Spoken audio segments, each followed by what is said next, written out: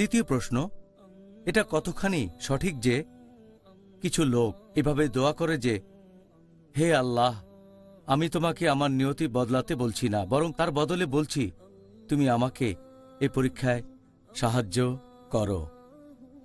আমি জানি যে অনেক মুসলিম এই দোয়াটা পড়ে, তবে এটা আল্লাহর কাছে দোয়া করার সঠিক নিয়ম না। কারণ আল্লাহ আমাদের বলেছেন যে আমরা তার কাছে প্রার্থনা করতে পারি, যে কোনো কিছু ক্ষমা প্রার্থনা করতে পারি, ভালো জিনিস চাইতে পারি। আমরা এটাও বলতে পারি, যদিও আমাদের নিয়তিতে লেখা আছে যে খারাপ কিছু ঘটবে, অশুভ কিছু ঘটবে আমার জীবনে, তবুও ভালো জিনিস আমি চাইতে পারি।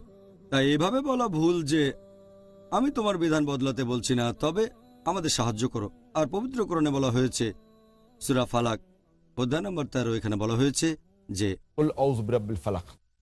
বলো আমি আশ্রয় প্রার্থনা করছি এই ভোরের স্রষ্টার, তিনি যা সৃষ্টি করেছেন তার অনিষ্ট হতে। তাহলে আমরা আল্লাহর কাছে ক্ষমা প্রার্থনা করছি অনিষ্ট হতে আশ্রয়ের জন্য। এই হাদিসটা আছে সহিহ বুখারীতে, খণ্ড নম্বর 9, বুক অব কদর, হাদিস নাম্বার 6616। আমাদের নবী বলেছেন যে তোমরা আশ্রয় নাও আল্লাহ সুবহানাহু ওয়া তাআলার কাছে প্রাকৃতিক দুর্যোগের হাত থেকে বাঁচতে, খারাপ এবং অশুভ কাজের হাত থেকে, এবং শত্রুর আনন্দ উল্লাস থেকে বাঁচতে। তাহলে কদর বদলানোর কথা আল্লাহ সুবহানাহু ওয়া তাআলার কাছে প্রার্থনায় বলতে পারেন। আমি এখানে একটা উদাহরণ দিচ্ছি যে ধরেন একজন ছাত্র কোনো একটা পরীক্ষা দিল, আর পরীক্ষাটা ভালো হলো না, সে জানে সে ফেল করতে পারে।